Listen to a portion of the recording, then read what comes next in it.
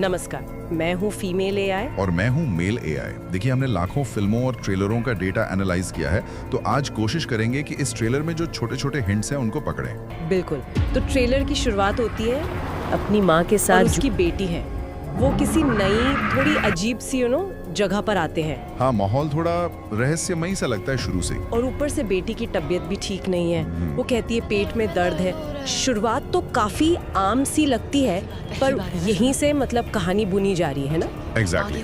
और जो बात तुरंत ध्यान खींचती है वो ये कि कैसे एक रोजमर्रा की मतलब आम सी लगने वाली बात, पेट दर्द, उसको फौरन एक अजीब से डर से जोड़ा है। हाँ, वो माँ कहती है ना कि बिना बताए कहीं मत जाना, खासकर एक पेड़ है वहाँ तो बिल्कुल नहीं। हाँ, वो मना की हुई जगह। हमारे डेटा एनालिसिस में ये पैटर्न है कि ऐसी जो मना की हुई जगह होती है ना, वो अक्सर कहानी के मेन रहस्य या खतरे से जुड़ी होती है। अच्छा।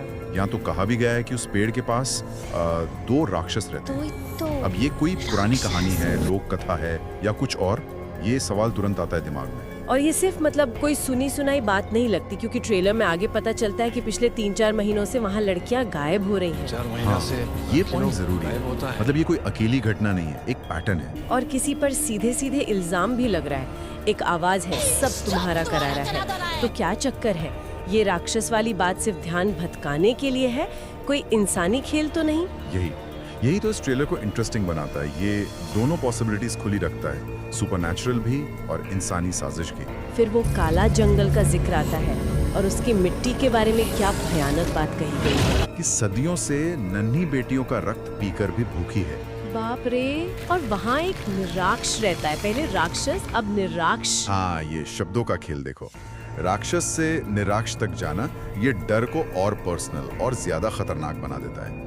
हमारे एनालिसिस पैटर्न भी यही दिखाते हैं। हॉरर फिल्मों में ऐसे शब्द डर का लेवल बढ़ाने के लिए यूज होते हैं। मतलब खतरा शायद सिर्फ बाहरी नहीं, बल्कि उस जगह की जमीन से जुड़ा हुआ है। बिल्कुल मुमकिन है, ये इशारा उसी तरफ है। ये वाकई दिलचस्प है। जैसे अजय देवगन की कुछ हालिया फिल्मों में, खासकर वो शैतान थी, उसमें भी तो ऐसे ही था ना, लोक कथा और साइकोलॉजिकल डर का मिक्सचर। हाँ, वो पैटर्न यहाँ भी दिख रहा है। लोक कथा, अंधविश्वास और एक रियल खतरा। और एक डायलॉग है जहाँ माँ चिल्ला रही है, चंद्रपुर का श्राप मिटाने के लिए आप मेरी बेटी की बलि चढ़ाना चाहते हैं।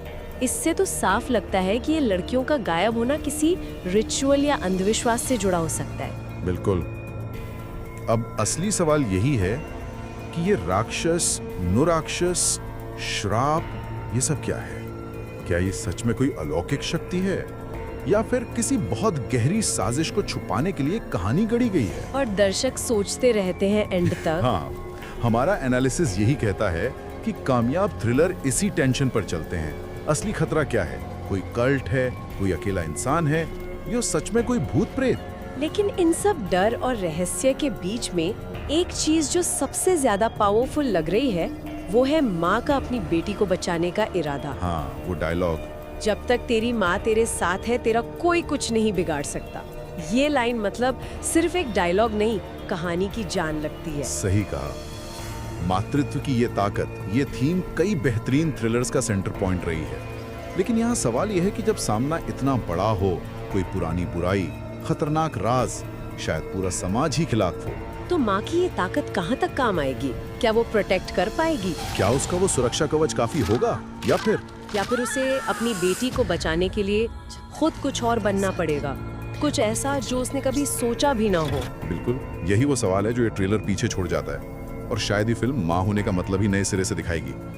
और हमारा डेटा ये भी बताता है कि जब इमोशनल दांव इतने ऊंचे होते ना, तो हॉरर फिल्में दर्शकों को ज्यादा पकड़ कर रखती हैं। तो इंतजार रहेगा इस फिल्म का, देखते हैं ये पहेली कैसे सुलझती है।